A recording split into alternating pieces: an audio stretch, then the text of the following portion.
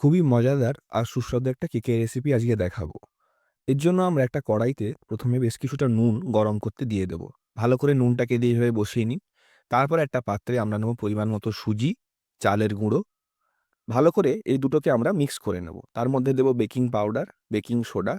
অন্য একটা পাত্রে গরম দুধ নিয়ে তার মধ্যে এই সুজির মিশ্রণটা দিয়ে দেব। ভালো করে এটাকে আমরা গুলে নেব। খুব ভালোভাবে এটাকে গুলে নিতে হবে।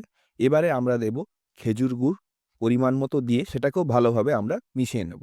এরপরে ভ্যানিলা এসেন্স, এলাচ, তার সাথে বাদাম, কাজু বাদাম, কিশমিশ আর বাটার দিয়ে ভালো করে মেখে নেব।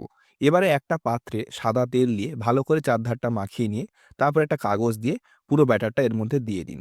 ব্যাটারটা একবার দেওয়ার পরে এর মধ্যে কিছুটা পাটালি আমরা গুঁড়ো করে দিয়ে দেব। তারপরে তার উপরে আবার ব্যাটারটা ভালো করে দিয়ে আমরা এটাকে নুনের ওপরে বসিয়ে দেব।